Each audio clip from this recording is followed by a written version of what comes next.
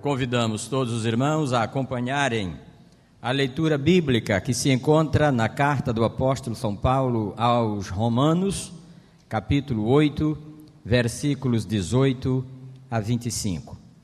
Porque para mim tenho por certo que os sofrimentos do tempo presente não podem ser comparados com a glória a ser revelada em nós. A ardente expectativa da criação aguarda a revelação dos filhos de Deus, pois a criação está sujeita à vaidade, não voluntariamente, mas por causa daquele que a sujeitou, na esperança de que a própria criação será redimida do cativeiro da corrupção, para a liberdade da glória dos filhos de Deus. Porque sabemos que toda a criação, a um só tempo, geme e suporta angústia até agora. E não somente ela, mas também nós, que temos as primícias do Espírito, igualmente gememos em nosso íntimo, aguardando a adoção de filhos, a redenção do nosso corpo. Porque na esperança fomos salvos. Ora, esperança que se vê não é esperança, pois o que alguém vê, como o espera? Mas se esperamos o que não vemos, com paciência o aguardamos. Palavra do Senhor. Demos graças a Deus. Amém. Podeis sentar, queridos. Primeiro domingo de 2005, início de uma caminhada, momento de avaliações, de checagens, de exames e, sobretudo, tenho certeza, momento de muitos pedidos a Deus, de muita intercessão. Quero nessa manhã trazer alguma coisa da palavra de Deus sobre esperança. Creio que a melhor forma de nós iniciarmos o ano é construindo sobre os fundamentos da palavra de Deus uma esperança que se instale durante todo esse ano e, mais do que isso, durante toda a vida em nosso coração. Temos que aprender a viver, a cultivar, a alimentar, a nutrir e a construir dia a dia em nossa vida a coisa chamada esperança. E o texto que foi lido pelo reverendo Gelcírio é um hino à esperança, é um monumento, é um memorial à esperança. E percebemos na leitura do texto que há uma tensão entre dificuldade, sofrimento e esperança. Até porque o ambiente mais propício e mais adequado para que a esperança nasça é no meio das lutas, das agonias, dos sofrimentos, pois se isso não existisse, por que razão deveria haver esperança? A esperança brota, aparece, surge, levanta-se, ergue-se, exatamente sobre o caos, sobre a turbulência da vida, quando todas as coisas conspiram para que haja derrota, quando tudo está se unindo para que haja falência, de repente brota, tênue, mas firme, o verde da esperança. Digo verde por uma questão cultural. Não que a esperança tenha cor verde, porque a esperança não tem cor. Qualquer cor é cor de esperança. No Oriente Médio, em alguns países, a cor da esperança é o preto. E as mulheres se vestem com aquelas roupas pretas, cobertas dos pés à cabeça. E um dia tive a curiosidade de perguntar a um senhor por que aquela cor, e foi aí que aprendi que era a cor da esperança para eles. E lembrei-me de uma afirmação felicíssima de Dom Helder Câmara, quando disse certa vez que ele amava a madrugada, a escuridão da madrugada, da noite, porque quanto mais escura fosse a noite, mais próxima estava a luz da manhã, o nascer do sol, o amanhecer do dia. Portanto, você tenha certeza de que as lutas que você enfrenta elas são o ambiente propício para que nesta manhã o Espírito Santo faça nascer na sua vida, brotar com força a árvore bendita da esperança. O profeta Isaías disse: os que esperam no Senhor renovam as suas forças. Os que esperam no Senhor, diz o Salmo 27, têm bom ânimo e fortificam o coração. E o salmista aconselha: espera, pois, no Senhor. Põe a tua esperança na pessoa certa. Dirija a sua esperança não para momentos de magia, momentos místicos. Dirija a sua esperança não para endereços errados, equivocados. Coloque a sua esperança não em construções de números, em numerologia, não em horóscopos, em qualquer tipo de astrologia, que é coisa tão comum no início de um ano como esses. Põe a sua esperança, diz o salmista, no Senhor, e o seu coração será fortificado. Em primeiro lugar, porque a esperança supera as circunstâncias, o tempo e a razão. A esperança contraria o que nos cerca. As pessoas olham de fora e esperam de nós desespero, mas repentinamente, no meio do caos, da agonia, da dor, surge o imponderável aos olhos humanos, que é o nascimento e o crescimento da esperança em nossos corações, contrariando todos os prognósticos, todos os palpites, todas as afirmações. Apesar de todos os pesares, nós, os que cremos, esperamos no Senhor. Você pode ir em leitos de hospitais, você pode até visitar apenados em presídios. Reverendo Henrique pode testemunhar. E aqueles que confiam no Senhor, apesar de ali estarem, têm um coração encharcado, recheado, tomado pela esperança. Amém. Foi isso que Jesus um dia em Cafarnaum disse a um príncipe de uma sinagoga chamado Jairo. Quando os mensageiros da desgraça chegaram e começaram a dizer a Jairo: por que incomodas o mestre? Tua filha já morreu, acabou, não tem jeito, não há saída. É inexorável, o que aconteceu é irreversível, para! E Jairo, ao que parece, deixa o texto nas entrelinhas, começa a ser tomado por uma nuvem negra, de um realismo que na verdade é um pessimismo, um derrotismo. E de repente ele é interrompido, abruptamente interrompido por uma avalanche de esperança que vem nas palavras do Senhor quando lhe diz com firmeza: Jairo, não temas, crê somente. Basta que tu creias. Aquele que crê, espera. A esperança, queridos, ela se firma não no que se vê, mas naquilo que não se vê. O apóstolo diz isso. A Bíblia ensina: a tribulação produz perseverança, a perseverança, experiência, e a experiência, esperança. E segundo o próprio Paulo, apóstolo, esperança que se vê não é esperança, pois se alguém o vê, como espera? De modo, quando alguém chega junto de mim e diz: pastor, já faz um ano que eu oro e não vejo nada, eu digo: ótima hora para esperar. Já faz tanto tempo que eu oro e não vejo nada.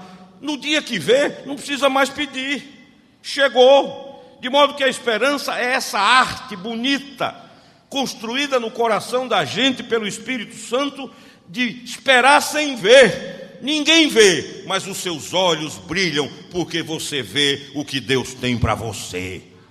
As pessoas ao redor ficam desconcertadas, as pessoas analisam as circunstâncias, o tempo, trabalham muito racional, e começam a olhar para você e são tomadas por algo que elas não podem entender, porque os seus olhos, apesar de tudo, transmitem a certeza de que aquilo vai acontecer em nome de Jesus. A esperança é paciente, ela suplanta o tempo, pois espera o tempo que for necessário. Caleb, outro dia preguei sobre ele aqui, esperou 45 anos. Deus me livre de viver a experiência de Caleb. Graças a Deus, Deus sabe quem somos. Deus conhece a nossa estrutura. E eu, possivelmente, com meu temperamento, com meu jeito de ser, jamais viria a ter paciência para esperar 45 anos, a menos que houvesse uma profunda e séria intervenção do Espírito Santo na minha vida. No entanto, Caleb nutriu a esperança por 45 anos. A esperança nos ensina que há um momento de Deus, a hora de Deus, um instante de Deus. Alguns anos atrás eu conheci na França um jovem pregador do Evangelho chamado Jean. Falo muito dele nos cursilhos. E Jean, eu quando o conheci era um meninão de 17, 18 anos, iniciando a vida universitária, magro, alto, óculos grossos. E a paixão de Jean já era naqueles dias falar de Jesus para as pessoas. E ele conheceu um jovem casal, e os dois, marido e mulher, eram ateus, Pierre e Mirna. E Jean, todo dia, no campus da Universidade de Nancy, quando encontrava com Pierre e Mirna, dizia: Pierre e Mirna, Jesus ama vocês. E a Mirna dizia: Jean, você é louco. Como é que uma pessoa morta me ama? No outro dia eles se encontravam e lá vinha o Jean: Pierre, Mirna, Deus ama vocês. E o Pierre dizia: menino, você está perdendo o juízo. Como é que uma pessoa que não existe pode amar? E o Jean não perdia a esperança, não perdia a esperança. Pregava, falava, insistia, ficou chato. Um dia ele viu quando o Pierre entrou sozinho no campus da universidade. Bateram de frente. Quando o Pierre levantou a cabeça, os olhos estavam cheios de lágrimas. E o Jean disse: o que foi que houve, Pierre? E o Pierre contou: houve uma desgraça. Mirna, minha esposa, vinha dirigindo um carro pela Côte d'Azur e sofreu um acidente automobilístico e Mirna está tetraplégica. E quando o Pierre disse isso, o Jean deu um grito e disse: graças a Deus! E o Pierre disse: graças a Deus o quê? E o Pierre me contou depois que teve vontade de bater no Jean. Como é que eu lhe conto uma tragédia, uma miséria, um acidente que roubou de minha esposa praticamente a vida, e você vem com esse negócio de graças a Deus? E diz o Jean: até que enfim Deus vai ter uma chance na vida de vocês. Agora você e ela vão descobrir quem construiu a coluna vertebral da Mirna. Onde é que ela está? E diz o Pierre: no hospital, assim, marcaram um dia e lá foi o Jean, meninão. E o Pierre conta que a cena foi triste. Ele sentado, a Mirna na cama e o Jean para lá e para cá cantando louvores a Deus sozinho. Repentinamente o menino para, olha para Mirna e diz: Mirna, você quer sair daí? E a Mirna diz: é óbvio que eu quero. Mas que pergunta tola. E o Jean diz: então pede a Deus. E a Mirna diz: Jean, cada dia você está pior, mais doente. Como é que eu vou falar com quem não existe? E diz o Jean: Mirna, isso é secundário. O importante agora não é você crer que ele existe, é que ele sabe que você existe e está aí. Peça. E a Mirna conta que não tinha o que fazer, perdido por um, perdido por 10. Resolveu abrir a boca e disse o seguinte: Mirna estava lá fazendo um pós-doutorado em biologia marinha, que é a área dela. E ela orou, falou, abriu a boca e disse: Deus, eu não creio que você exista. Isso para mim é invenção, é produto da mente rica em imaginação dos orientais. E foi dizendo: contudo, disse ela, se isso for um grande equívoco, se eu estiver enganada, se isto for um erro, eu só quero, Deus, dizer duas coisas a você. A primeira é que eu estou com ódio da vida, ódio. E Deus gosta de gente sincera. E a segunda disse Mirna: se você existe mesmo, e se eu valho alguma coisa para você, então tire-me dessa cama. E o Pierre, também com formação em biologia marinha superior, estava ali ouvindo a mulher falar. E a Mirna conta que de repente veio na mente dela uma impressão muito forte, que lhe dizia para fazer o único movimento que ela podia, que era encostar o queixo o máximo que pudesse e jogar a cabeça para trás. E ela obedeceu, fez isso. E a coluna da Mirna estralou do alto a baixo. A Mirna sentou e andou em nome de Jesus. Hoje, eu dou nome e endereço para não pensarem que é fantasia. Mirna e Pierre são convertidos ao Senhor Jesus. E os dois são membros da Igreja Presbiteriana Betânia, pastoreada pelo reverendo Josué Rodrigues, lá no São Francisco, na cidade de Niterói, Rio de Janeiro. E o Jean? Vocês podem imaginar como ficou o Jean, pulando, saltando de alegria, mas nunca perdeu a esperança de levar aqueles dois ao Senhor Jesus. E alguns anos depois eu o encontrei numa estação do metrô, e já de longe o reconheci, magro, alto, distribuindo evangelhos de João. E eu perguntei: como vai a vida, Jean? Ele disse: continuo pregando. Eu digo: está mais fácil? Ele disse: nada, pastor, mas eu peço a Deus, Ele manda um com câncer, outro com AIDS, eu vou orando e Ele vai curando, e eles vão se convertendo. Eu digo: Deus o abençoe, siga o seu caminho. Esperança é isso. Esperança supera as circunstâncias, desmonta a razão, contraria o tempo.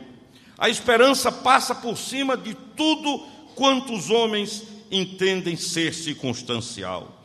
Em segundo lugar, queridos, a esperança é sempre maior que os desafios. Amém? Quanto maior o desafio, maior a esperança. Ela sempre anda um pouco além dos desafios. Para aquele que crê, me desculpem a rudeza da linguagem, mas eu acho que comunico melhor. Quanto maior a bronca, maior a esperança. Quanto maior a dificuldade, maior a esperança. Quanto maior o problema, maior a esperança. A esperança que move o cristão é maior do que o drama instalado na vida dele ou no gemido que nele existe. A esperança cristã é maior do que o maior dos problemas. Ela jamais morre.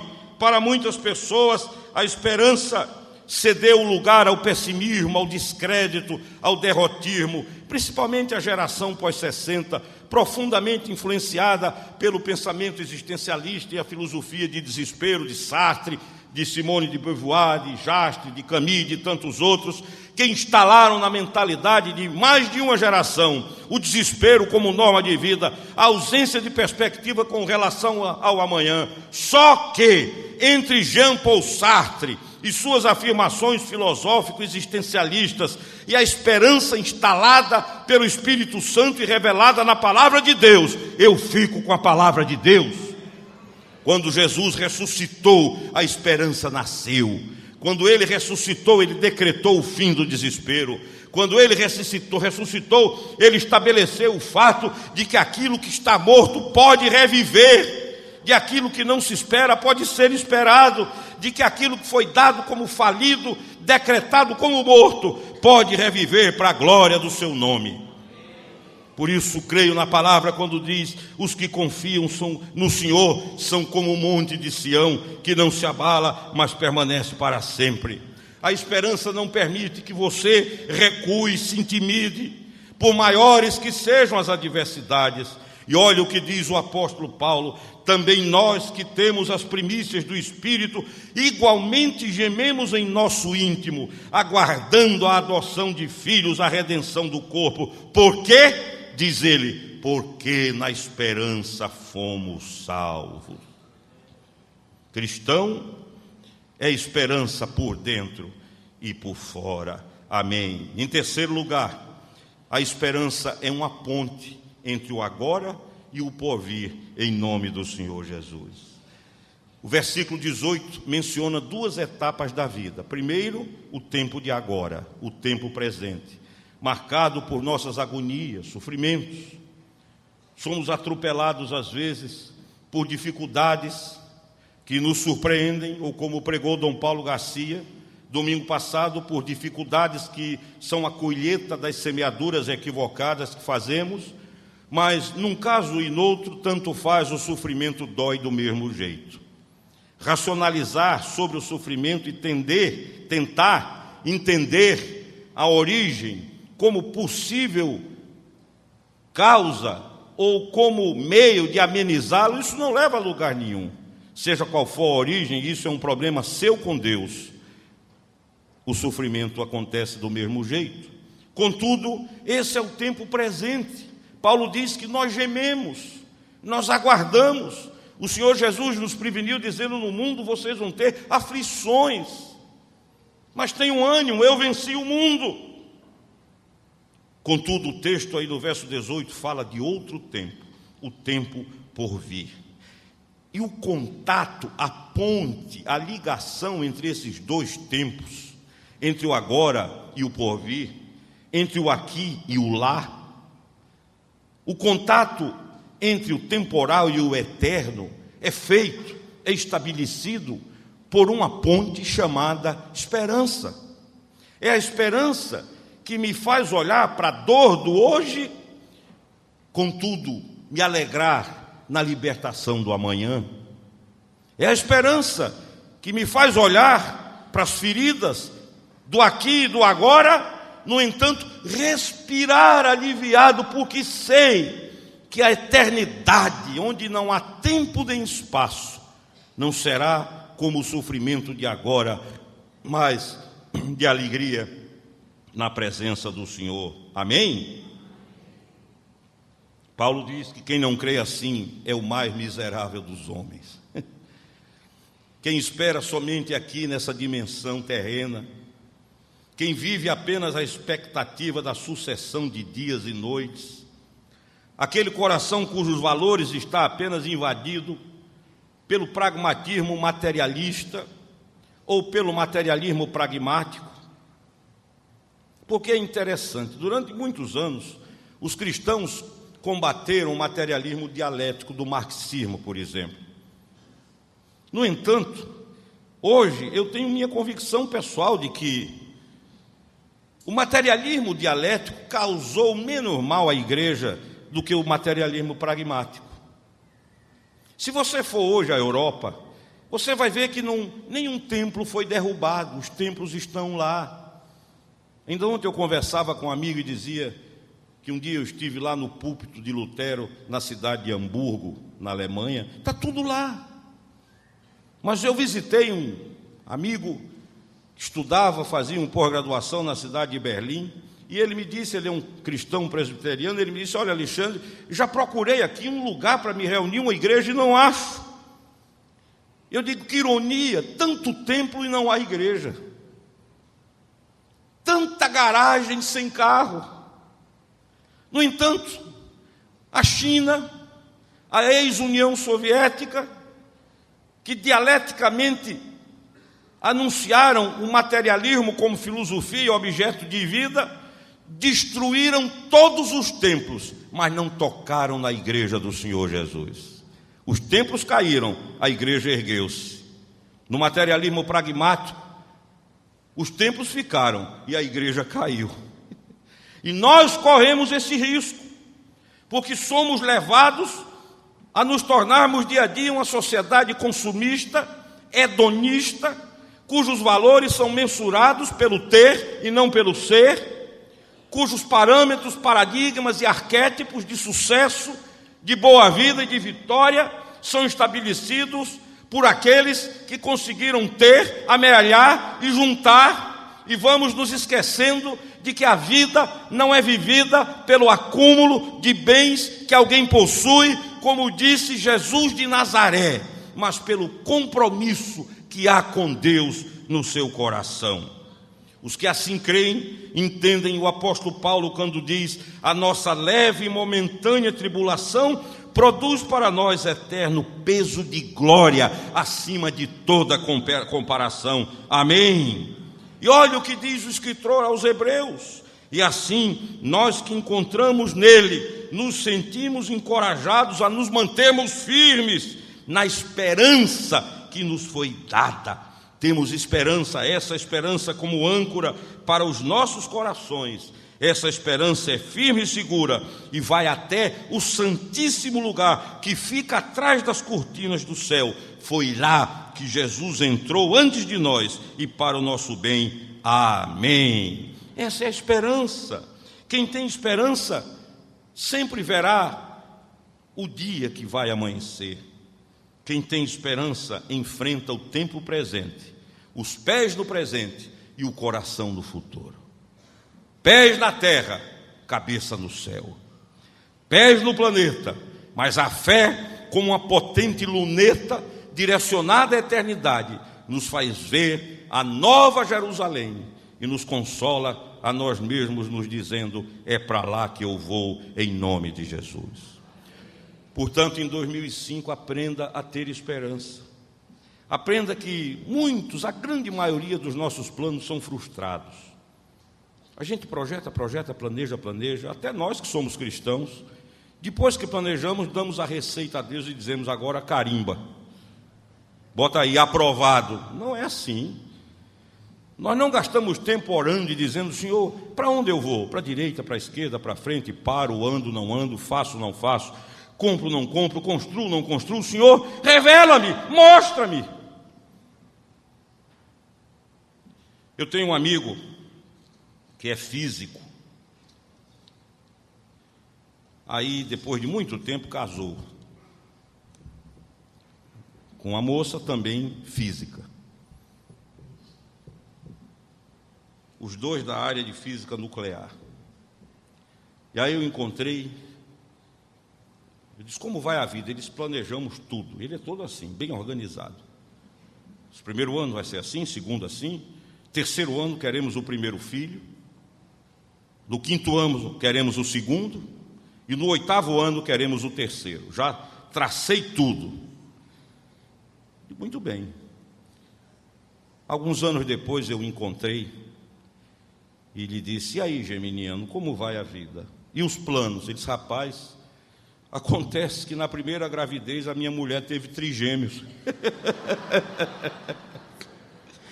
Nasceram 3 de uma vez. Eu digo: planeje, continue planejando. Não é errado planejar, mas tenha pelo menos a sensatez de entender. Se não quer entender que Deus é Deus, entenda que o imponderável é o imponderável. E para enfrentar isso, só calçando a vida com as sandálias da esperança. Eu vivo de esperança. Eu olho para frente em nome de Jesus. E até fico triste quando vejo um poeta que eu gostaria que fosse um cristão compondo louvores, escrever com genialidade o que Lulu Santos escreveu. Quando disse: nada do que foi será de novo do jeito que já foi um dia. Tenha calma. Tudo passa, disse ele, tudo sempre passará. A vida vem em ondas como o mar, no indo e vindo infinito. Tudo que se vê não é igual ao que a gente viu há um segundo. Tudo muda o tempo todo no mundo. Não adianta fugir, nem mentir para si mesmo. Agora, há tanta vida lá fora, aqui dentro sempre como uma onda no mar. 2005 chegou. Eu quero deixar, encerrando com vocês, 3 certezas para a vida. Primeiro, a primeira certeza é essa que Lulu Santos falou: nada do que foi será. Olhe para frente. Não fique amarrado ao passado. As dores de 2004 foram as dores de 2004. Não significa que serão as dores de 2005. Nada do que foi será.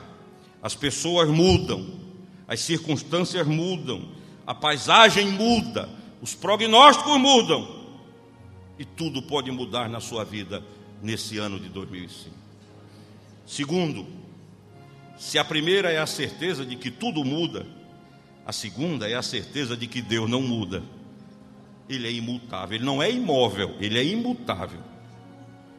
Deus se mexe. Deus segue você por onde você vai.